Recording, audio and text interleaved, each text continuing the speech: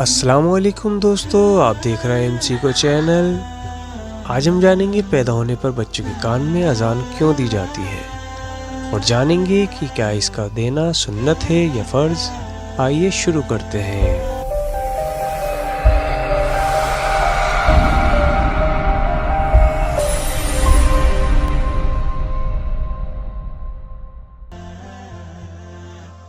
بسم اللہ الرحمن الرحیم۔ حضرت ابو رافع رحمۃ اللہ علیہ فرماتے ہیں کہ میں نے رسول اللہ صلی اللہ علیہ وسلم کو دیکھا۔ حضرت حسن رضی اللہ تعالیٰ عنہ جب حضرت فاطمہ رضی اللہ تعالیٰ عنہ کے گھر پیدا ہوئے تو نبی اکرم صلی اللہ علیہ وسلم نے ان کے کان میں اذان دی۔ اس لیے بچوں کی پیدائش کے بعد یہ سنتی عمل ہے کہ اس کے دائیں کان میں اذان اور بائیں کان میں اقامت کہی جائے۔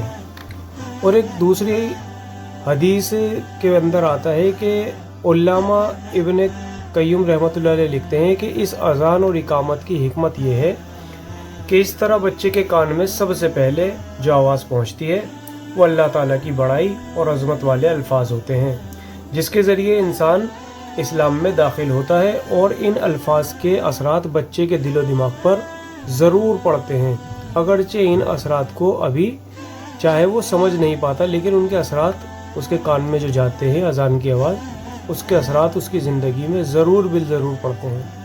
اس کی ایک اور حکمت یہ بھی ہے کہ اذان، کیونکہ اذان جب پڑھی جاتی ہے اور جب اذانیں ہوتی ہیں تو اذان کی آواز سے شیطان بھاگتا ہے، جو کہ انسان کا سب سے بڑا دشمن ہے۔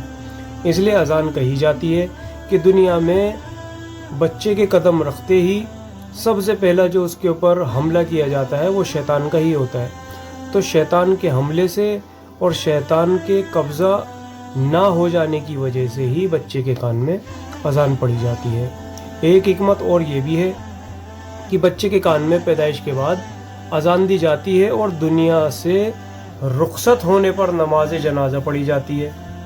تو وہ جو نماز جنازہ ہوتی ہے اس کی کوئی اذان نہیں ہوتی، تو اس لیے گویا کہ جیسے کہ عام نمازوں کے اندر اذان دی جاتی ہے اور کچھ دیر بعد نماز پڑھی جاتی ہے، تو اسی طرح جو ہے پیدائش کے وقت بچے کے کان میں اذان دی جاتی ہے، اور اس اذان کا مطلب یہی ہوتا ہے کہ یہ تیرے نماز جنازہ کی اذان ہے۔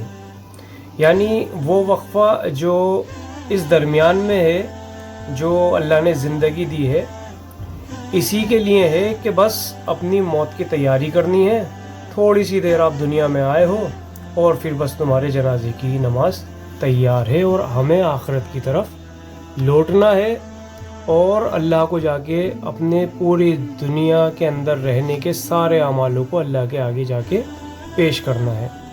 تو اس لیے کہ انسان کو پچھتاوا نہ رہے آخرت میں، اس لیے اس کو اذان کے ذریعے یہ بتایا جاتا ہے کہ بس اب تیاری کرنا شروع کر دیں۔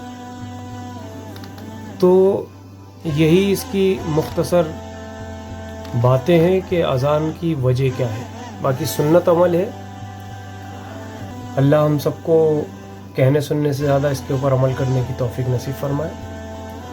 ملتے ہیں اگلی ویڈیو میں، جب تک کے لیے اپنا خیال رکھیں۔ السلام علیکم۔